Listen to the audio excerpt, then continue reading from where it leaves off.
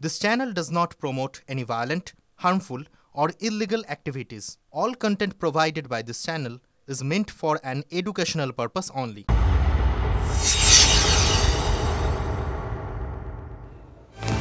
উপনির্বাচনেও রাজ্যে অশান্তি।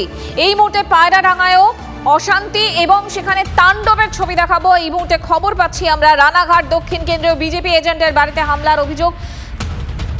উপনির্বাচনেও রাজ্যে অশান্তি। রানাঘাট দক্ষিণে বিজেপি এজেন্ট গৌতম বিশ্বাসের বাড়ি ভাঙচুর। সুপ্রিয় গুহ এই মুহূর্তে আমাদের সঙ্গে সরাসরি রয়েছেন, কথা বলবো তার সঙ্গে। সুপ্রিয়, এখন কি পরিস্থিতি? মঞ্জিরা, তোমাকে কিছু সময় আগেই যে ছবিটা দেখাচ্ছিলাম, বিজেপির মহিলা পোলিং এজেন্ট তার বাড়িতে ভাঙচুর, ভয় দেখানো, হুমকির ঘটনা। আর এই মুহূর্তে আমরা ঠিক পাশের এলাকাতেই রয়েছি, উকিলনাড়া মিস্ত্রিপাড়া। এই এলাকার মানুষজন তারাও কিন্তু রীতিমতো আতঙ্কগ্রস্ত। তার কারণ গতকাল রাতে এই এলাকাতেও কিন্তু বাইক বাহিনী তাণ্ডব চালায়। প্রায় 20 থেকে 25 জন মুখে কাপড় বেঁধে লোহার রড, লাঠি, বাঁশ নিয়ে এসে বিভিন্ন বাড়িতে, মূলত বেছে বেছে বিজেপি কর্মী সমর্থকদের বাড়িতে হামলা চালানো হয়, ভয় দেখানো হয়, মারধর করা হয়। এখানে বিজেপির পঞ্চায়েত সদস্য মেম্বার রয়েছেন গৌতম বিশ্বাস, তাকেও ঘর থেকে বের করে বেধড়ক মারধর করা হয়েছে। গতকাল রাতে আপনি তখন কোথায় ছিলেন? আমি ঘরে শুয়েছিলাম। কি পরিস্থিতি তৈরি হয়েছিল? পরিস্থিতি তৈরি ছিল, আমি তো বুঝতেই পারিনি। আচমকা দেখি আমার ঘরের চালের উপরে ইট টিট পড়ছে আর ঝমঝম করে আওয়াজ হচ্ছে। আর তখনই দেখি চিৎকার চিলামিলি, আমাকে নাম ধরে ডাকছে আর কিস্তি গালাগাল দিচ্ছে। আমি ঘরে মারধর করা হয়েছে? হ্যাঁ, প্রচণ্ড মারধর করা হয়েছে। সারা পিঠে লোহার রড দিয়ে।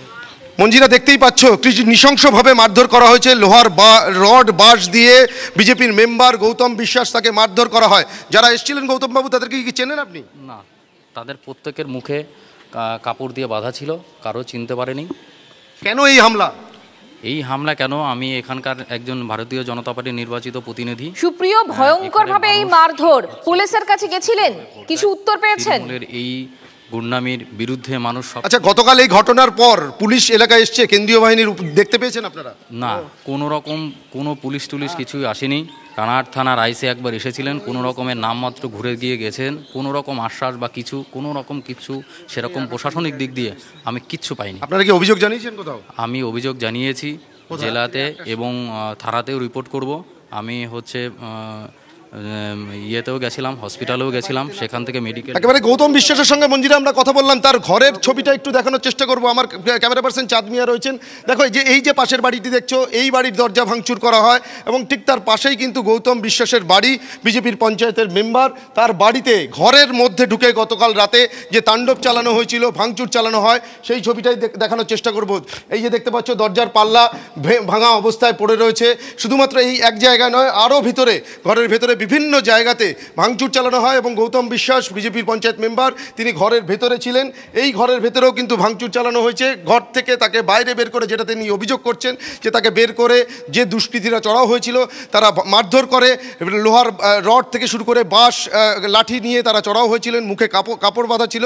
তবে এখনও পর্যন্ত যেটা আমরা জেলা পুলিশের তরফ থেকে জানতে পারছি, এই এলাকাতে গতকাল রাতভর যে তাণ্ডব চালানো, ভয় দেখানো, মারধর করার যে ঘটনা, সেই ঘটনাতে পুলিশ 26 জনকে গ্রেপ্তার করেছে এবং তাদের বিরুদ্ধে আইনানুগ ব্যবস্থা নিচ্ছে। তবে স্বাভাবিকভাবেই এই যে ঘটনা, এই ঘটনাতে নির্বাচন প্রক্রিয়া ইতিমধ্যেই শুরু হয়েছে, উপনির্বাচন চলছে। তবে স্থানীয় যারা বাসিন্দারা রয়েছেন এই পায়রাডাঙ্গার এই উকিলনাড়া মিস্ত্রিপাড়ার, তারা কিন্তু রীতিমতো আতঙ্কগ্রস্ত রয়েছেন। পাশেই একটি বাড়ি রয়েছে, এখানকার ছবিটাও একটু দেখানোর চেষ্টা করবো। দেখো, বাড়ির সামনে আসবাবপত্র ভাঙা অবস্থায় পড়ে রয়েছে। এই বাড়িতেও কিন্তু ভাঙচুর চালানো হয়েছে, এমনটাই কিন্তু অভিযোগ। আপনাদের বাড়িতেও কি দুষ্কৃতীরা চড়াও হয়েছিল? হ্যাঁ, এসেছিল। হ্যাঁ, ওই যে দরজা আমরা আটকে রাখার চেষ্টা করছিলাম সবাই মিলে ধরে, ওরা ধাক্কাতে যে ডাসা সিটকানি সব ভেঙে দিয়ে। আপনাদের বাড়িতে হঠাৎ ভাঙচুর? আপনারা কি কোনো রাজনীতি হচ্ছে? আমরা ফোনে ভিডিও করছি ওদের মারপিট, কিন্তু আমরা ভিডিও করিনি। কতজন এসেছিল?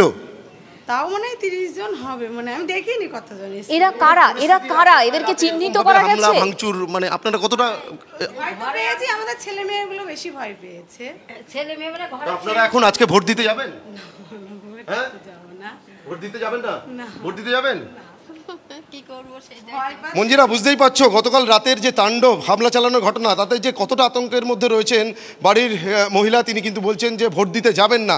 শুধুমাত্র এই একটি বাড়ি নয়, এই স্থানীয় যারা বাসিন্দারা রয়েছেন তারাও কিন্তু আতঙ্কের মধ্যে রয়েছেন। তবে পুলিশ যেটা দাবি করছে যে গতকালের এই ঘটনাতে এখনো পর্যন্ত 26 জনকে গ্রেপ্তার করা হয়েছে। সুপ্রিয়, তুমি আমাদের সঙ্গে থাকো। এই মুহূর্তে আমাদের সঙ্গে রয়েছেন বিজেপির রাজ্যসভার সাংসদ শ্রমিক ভট্টাচার্য। শ্রমিকদা, গুড মর্নিং। শ্রমিকদা, যে ছবি আমরা দেখতে পাচ্ছি পায়রাডাঙ্গায় গৌতম বিশ্বাস বিজেপির এজেন্ট, তার বাড়িতে ঢুকে বাড়ি ভাঙচুর, শুধু তার বাড়ি নয় আশেপাশের বাড়িগুলোও ভাঙচুর করা হয়েছে, তাকে বেদম পেটানো হয়েছে।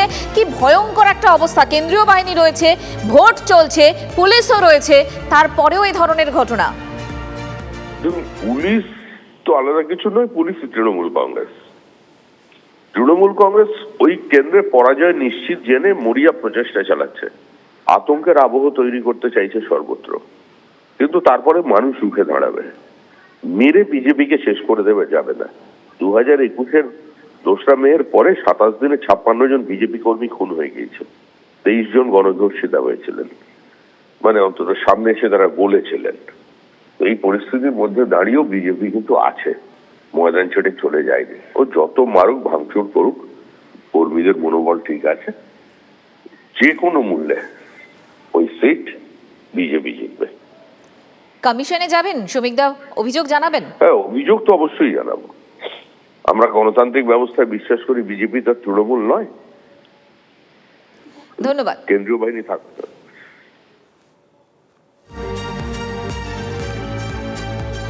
উপনির্বাচন ও রাজ্যে অশান্তি, রানাঘাটের পায়রাডাঙ্গার ছবি আপনাদের দেখাচ্ছি। বিজেপি এজেন্ট গৌতম বিশ্বাসের বাড়ি ভাঙচুর, মারধর, হুমকির অভিযোগ। মাঝরাতে চড়াও হয় একদল দুষ্কৃতী। শুধুমাত্র গৌতম বিশ্বাসের বাড়ি নয়, তার আশেপাশের বাড়িতেও তাণ্ডব চালিয়েছে দুষ্কৃতীরা। এরই মধ্যে উপনির্বাচন চলছে।